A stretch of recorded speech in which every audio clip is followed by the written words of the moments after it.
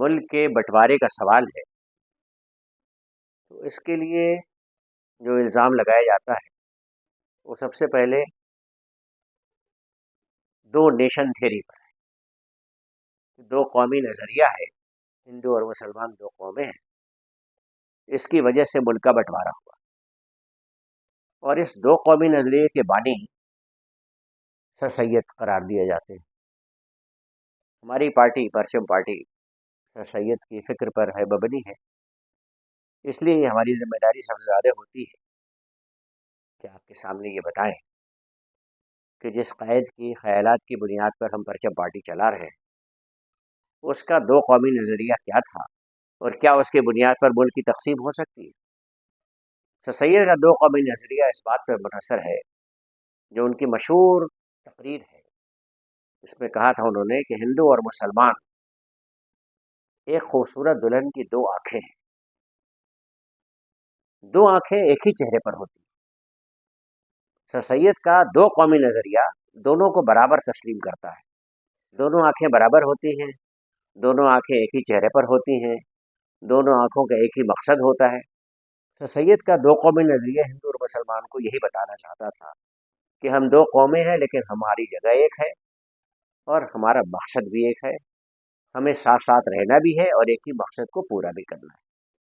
तो दो कौमी नज़रिया दो स्टेट नज़रिया नहीं है, बल्कि दो कौमी नज़रिया हम आहंगी का नज़रिया है कि भाईचारे के साथ एक मुल्क में दो कौमें खुशहाली के साथ, खुश हासिली के साथ मिलजुल कर रह सकती हैं।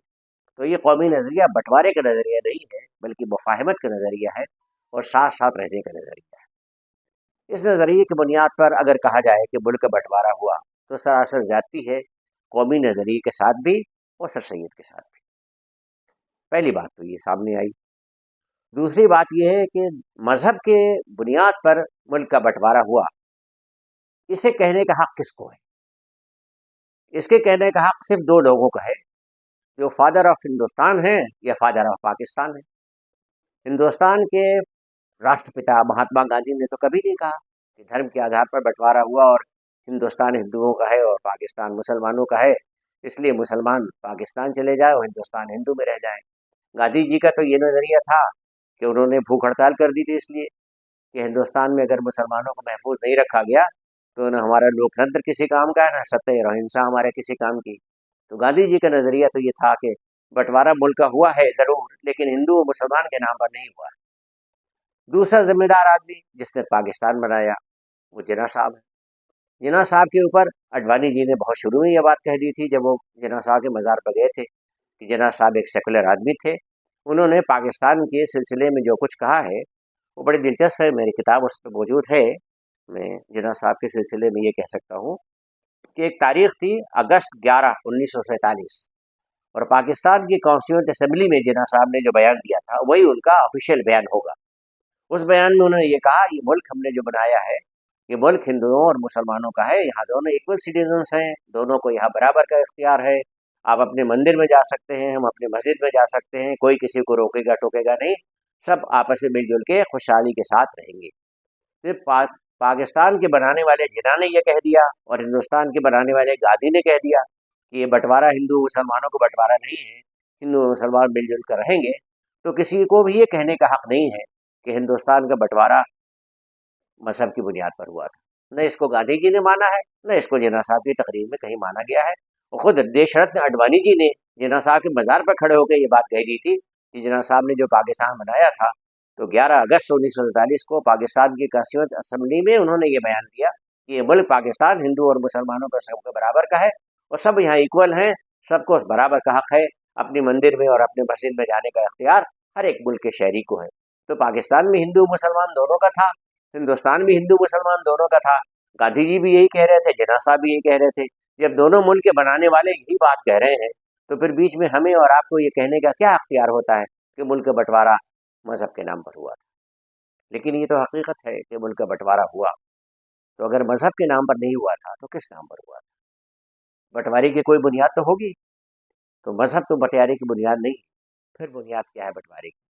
बंटवारे की बुनियाद सत्ता में हिस्सेदारी का इनकार है, और ये बंटवारा लीग और मुस्लिम लीग की और कांग्रेस की लड़ाई है कि कांग्रेस ने और मुस्लिम लीग को सत्ता में हिस्सा देने से मना कर दिया।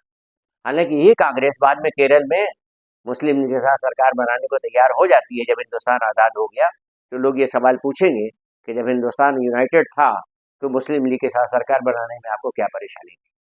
बस सत्ता में हिस्सादारी देने को तैयार नहीं है कांग्रेस, इसकी वजह से ये सारा मामला उठा। अब आप पूछेंगे, सवाल है कि सत्ता में भागीदारी कैसे दे दी कांग्रेस मुसलमानों को। कांग्रेस ने खुद वादा किया था कि हम सत्ता में भागीदारी देंगे। 1936 के इलेक्शन से पहले कांग्रेस और मुस्लिम लीग का अलायंस था, इलेक्शन जीतेंगे। दोनों ने मिलकर इलेक्शन लड़ा था। जब इलेक्शन जीत गए तो मुस्लिम लीग की सीटें कम आई थी, कांग्रेस की सीट इतनी थी कि सरकार बना सकती थी। तो उसने सरकार बनाने के लिए कहा कि हमें अब लीग की कोई ज़रूरत नहीं है, लिहाजा हम सरकार बना लें। आप बताइए, मोदी जी इस वक्त एनडीए सरकार चला रहे हैं, अगर पूरी पूरी भाजपा की बहुमत आ जाए और उसके बाद वो कह दें कि हमें एनडीए वालों की ज़रूरत नहीं है, तो कैसा महसूस होगा। जैसा एनडीए वालों को महसूस होगा ऐसा ही लीग वालों को महसूस हुआ कि हमारे साथ इलेक्शन लड़े, सरकार बनाने का वादा किया और जब सरकार बनाने के लिए बहुमत मिल गया आपको तो आपने हमें किनारे लगा दिया। ये नाराज़गी की बात थी। तो पाकिस्तान के बारे में बात शुरू हुई नहीं हुई थी, 1936 के बाद से बात होनी शुरू हुई है। और पाकिस्तान का रेजोल्यूशन तो 1940 में आया है कि पाकिस्तान की ज़रूरत है। जब ये पाकिस्तान बनाने की डिमांड आई है तो शुरुआत इसकी हो रही है, सत्ता में भागीदारी चाहिए। अगर सत्ता में आप भागीदारी नहीं देंगे तो हम अपने मुल्क बनाएंगे, सत्ता में भागीदारी ले लेंगे। दूसरी बात सबसे बड़ी सामने आई, वो ये थी कि कांग्रेस चाहती क्या थी। कांग्रेस भी चाहती थी कि भारत यूनाइटेड रहे, जिन्ना साहब भी चाहते थे कि हिंदुस्तान यूनाइटेड रहे। तो जब यूनाइटेड रहना है तो दोनों पार्टियों को आपस में मिलकर तय कर लेना चाहिए कि हम क्या देंगे और क्या लेंगे, तो उसके बुनियाद पर समझौता चल सकता था। कांग्रेस कोई समझौता करने के लिए तैयार नहीं थी। मुल्क का बंटवारा कहाँ कहाँ रुक सकता था, इसके बारे में सीरवाई साहब ने अपनी किताब में बड़ी अच्छी बात कही है। 3 मिस्ड अपॉर्चुनिटीज़ हैं जहाँ मुल्क का बंटवारा रुक सकता था। 1928 में मोतीलाल कमेटी की रिपोर्ट, जिसमें मुसलमानों को अलग से अधिकार देने के लिए मना किया गया था। उसके बाद 1936 में यूपी में सरकार बनानी थी और लीग को साथ अलायंस लेने के बाद भी कांग्रेस ने सरकार बनाने से मना कर दिया। मौलाना आज़ाद ने कोशिश की और गांधी जी ने सिफारिश की, लेकिन उसके बाद भी जवाहरलाल नेहरू लीग को सरकार में शामिल करने पर तैयार नहीं हुए। ये भी नाराज़गी की वजह थी। और सबसे आखिरी वजह यह है कि जब कुछ भी नहीं हो रहा था तो कैबिनेट मिशन प्लान आया था। कैबिनेट मिशन प्लान में ये बात सामने आई थी कि हिंदुस्तान में मुसलमानों और हिंदुओं को अंग्रेज़ों के जाने के बाद आपस में रहने के लिए जिस संविधान की ज़रूरत होगी, उस संविधान की बनाने वाली असेंबली के मेंबर कैसे इलेक्ट होंगे और कहाँ इलेक्ट होंगे। बड़ी खुली हुई बात थी कि हिंदुस्तान में और मुसलमान की तकरीबन पोजीशन ये है जिसके लिए गांधी जी कहते थे कि पैरिटी कैसी दी जा सकती है, इनको बराबर कैसे कहा जा सकता है। उस वक्त 9 करोड़ मुसलमान, 19 करोड़ हिंदू थे, जिसके लिए गांधी जी ने कहा कि 9 करोड़ 19 करोड़ बराबर नहीं हो सकते हैं, इसलिए पैरिटी नहीं दी जाएगी। ये बात बिल्कुल सही है। तो कैबिनेट मिशन प्लान ने कहा था कि दोनों बराबर नहीं हो सकते, लेकिन मुल्क में 5 सूबे ऐसे हैं जिनमें हिंदू अक्सरियत है और 6 सूबे ऐसे हैं जिनमें मिली जुली अक्सरियत है। तो ऐसे सूबों को 3 हिस्सों में बांटा जा सकता है।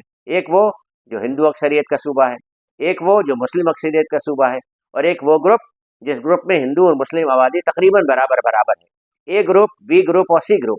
इन ए और बी और सी ग्रुप की ग्रुपिंग के साथ साथ कॉन्स्टिट्यूएंट असेंबली के इलेक्शन होंगे, प्रोपोर्शनल रिप्रेजेंटेशन होगा, कॉन्स्टिट्यूएंट असेंबली में जो मेंबर चुन के आएंगे वो संविधान बनाएंगे। लीग ने भी इसको मान लिया, कांग्रेस ने भी इसको मान लिया, और अब लड्डू बांट दिए गए, आपस में गले मिल गए कि मुल्क का बंटवारा बढ़ गया है।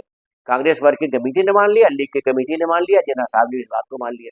जब सब मान चुके तो उसके बाद मुबारकबाद दी जा चुकी कि हिंदुस्तान बच गया है। Cabinet mission plan acceptance, Hindustan का बंटवारा बढ़ गया है। उस वक्त नेहरू जी ने, प्रेसिडेंट उस वक्त मौलाना आज़ाद थे, लेकिन फौरन चार्ज लिया था नेहरू जी। नेहरू जी ने प्रेस कॉन्फ्रेंस में अपने एक बात कह दी। अमेरिकन यूनियन के किसी प्रेस कॉन्फ्रेंस में नेहरू जी बात कर रहे थे मुंबई में। उनसे सवाल पूछा गया कि हिंदुस्तान में जब अंग्रेज चले जाएंगे तो कॉन्स्टिट्यूएंट असेंबली में क्या कैबिनेट मिशन प्लान के स्कीम के हिसाब से काम होगा। तो नेहरू जी ने कहा नहीं, हम आज़ाद होंगे और हम किसी पाबंदी के तहत कॉन्स्टिट्यूएंट असेंबली में नहीं जाएंगे। इसका मतलब था मेजॉरिटी के साथ जो हम चाहेंगे वो करेंगे। जैसे उन्होंने ये बात कही वैसे जिन्ना साहब ने मीटिंग बुलाई और जिन्ना साहब ने मीटिंग बुला के लीग से कहा कि भाई कैबिनेट मिशन प्लान को नेहरू जी ने मना कर दिया है और नेहरू जी ही कांग्रेस की असली आवाज़ है। कांग्रेस वर्किंग कमेटी ने मीटिंग की, मीटिंग करके नेहरू जी से कहा कि नेहरू जी ने जो कुछ कहा है वो कांग्रेस की असली आवाज़ नहीं है, कांग्रेस की असली आवाज़ कांग्रेस वर्किंग कमेटी है। लेकिन नेहरू जी अपना बयान वापस लेने के लिए तैयार नहीं हुए। नेहरू जी ने कहा जो मैंने बयान दे दिया है कांग्रेस के अध्यक्ष का बयान है उन्होंने इस बयान से पीछे हटने के लिए तैयार नहीं। कैबिनेट मिशन प्लान का फेल होना हिंदुस्तान की बंटवारे की बुनियाद है। कैबिनेट मिशन प्लान अगर जिंदा था तो उस वक्त बाविल साहब ये कह रहे थे हिंदुस्तान का बंटवारा नहीं होगा, हिंदू मुसलमान मिल के साथ रह सकते हैं। लेकिन कैबिनेट मिशन प्लान का फेल होना तो माउंटबेटन का आना था। उसने कहा जब कैबिनेट मिशन प्लान आप मानने को तैयार नहीं है तो अपने अपने मुल्क का हिसाब लेके चले जाइए। लेकिन मुल्क का बंटवारा कैबिनेट मिशन प्लान के फेलियर की बुनियाद पर है। ये इस बुनियाद पर नहीं कि हिंदू और मुसलमान साथ नहीं रह सकते। हिंदू मुसलमान कांग्रेस वहाँ भी साथ थे, हिंदुस्तान में भी साथ थे और उसके बाद भी साथ रहे। जमीयतुल उलमा हिंद, मौलाना आज़ाद, रफ़ी अहमद क़दवाई, सब के सब कांग्रेस के जितने नेशनलिस्ट लीडर थे सब हिंदुस्तान में मौजूद रहे और कहने लगे कि मुल्क बंटवारा हम कैबिनेट मिशन प्लान को फेल होने की वजह से हुआ है, हिंदू और मुसलमान की वजह से नहीं हुआ। लिहाजा हम हिंदुस्तान में जब रहते हैं तो इसलिए रहते हैं कि गांधी जी ने और कांग्रेस ने ये कहा था कि मुल्क का बंटवारा हिंदू मुसलमानों का नहीं है, मुल्क का बंटवारा मेजॉरिटी स्टेट का और माइनॉरिटी स्टेट का है। जिन स्टेट्स में मेजॉरिटी थी वहाँ पाकिस्तान बन गया, जिन स्टेट में मुल्क की माइनॉरिटी थी वहाँ हिंदुस्तान बना हुआ है। वहाँ भी मुसलमान है, यहाँ भी मुसलमान है, वहाँ भी हिंदू है, यहाँ भी हिंदू है। मुल्क के बंटवारे को हिंदू मुसलमान के नाम पर कहना सबके साथ जाती हो रही।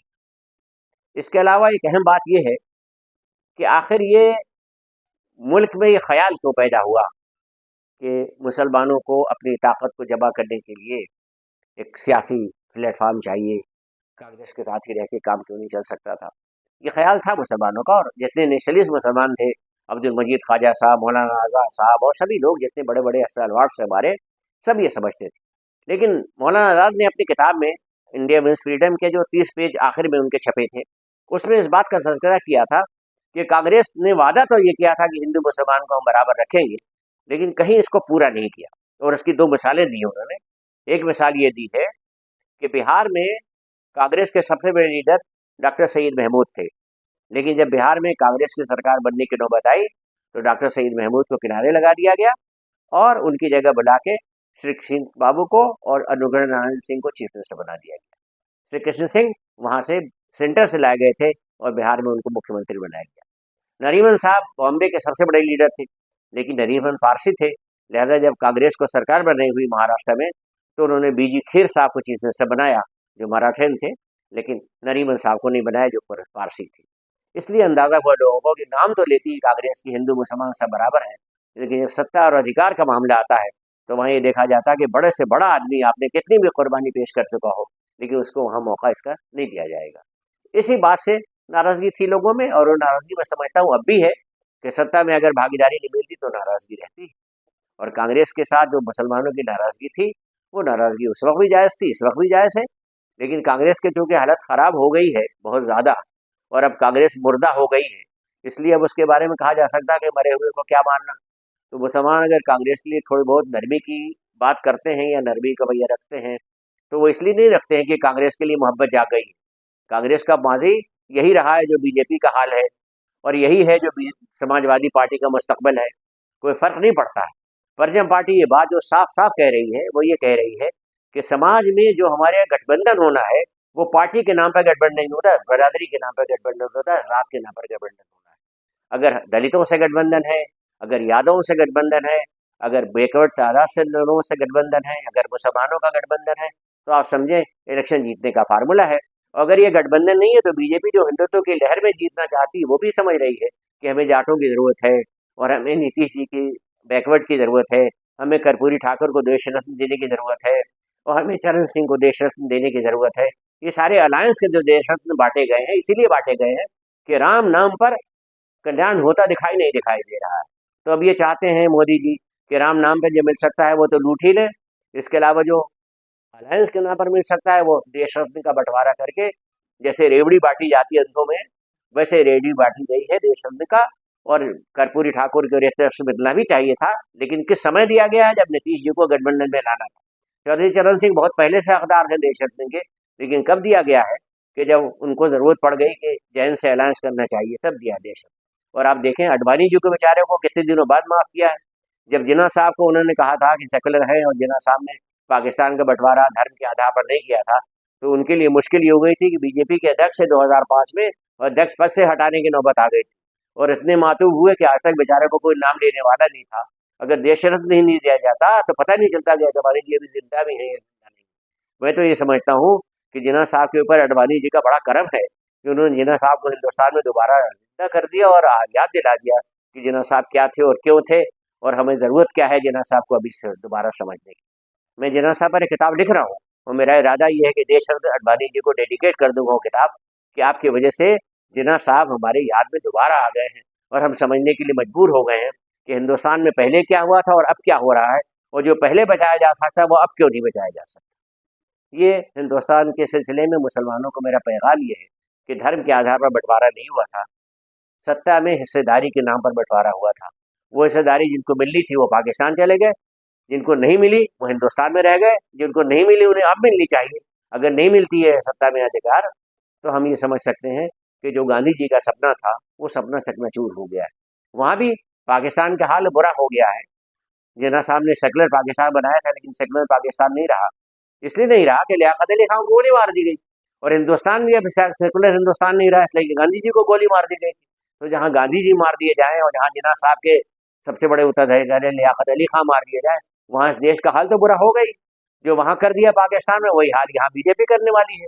वहाँ भी उन्होंने हिंदुस्तान पाकिस्तान में हिंदू मुसलमान बना रखा है। हिंदुस्तान में भी अडवाणी जी को किनारे लगाने के बाद मोदी जी ने हिंदू मुसलमान बनाना शुरू कर रखा था।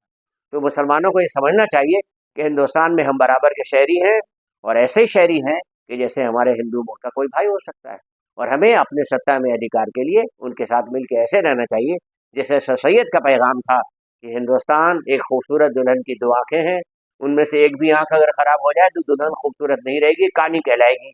हिंदू और मुसलमान में बराबर का विकास अगर नहीं हुआ तो मोदी जी का ये कहना कि सबका विकास हो रहा है, वो विकास नहीं होगा, बल्कि देश के एक हिस्से का विनाश हो रहा होगा। इसलिए मुसलमान अब अपने आप को समझें, और मुसलमान ही क्यों, मैं समझता हूँ हिंदू भाइयों को भी समझ बात आ रही चाहिए थी कि जिसको कहते हैं कि हिंदुओं ने अपना हिस्सा पाकिस्तान हिंदुस्तान ले लिया, वो मुसलमानों ने अपना हिस्सा पाकिस्तान ले लिया। वो भी हिंदुओं का हिस्सा है जो पाकिस्तान है, ये भी मुसलमानों का हिस्सा है जो हिंदुस्तान है। दोनों हिस्से एक हैं। यही अखंड भारत है कि हिंदू वाला हिंदू हिंदुस्तान में भी रहेगा और पाकिस्तान में रहेगा, मुसलमान पाकिस्तान में भी रहेगा, हिंदुस्तान में भी रहेगा, बांग्लादेश में भी रहेगा। यही अखंड भारत का तस्वुर है जो सर सैयद समझते थे, और जो परचम पार्टी का तस्वुर है कि हम इस मुल्क को धर्म के आधार पर बांटने के लिए तैयार नहीं है। ये मुल्क जो है चलेगा इस आधार पर चलेगा, सेकुलरिज्म के नाम पर चलेगा, सत्ता के नाम पर चलेगा, रोजगार के नाम पर चलेगा, विकास के नाम पर चलेगा। और अगर इसको कोई चलाने की कोशिश नहीं करेगा, तोड़ने की कोशिश करेगा, तो परचम पार्टी जमकर उसका मुकाबला करेगी।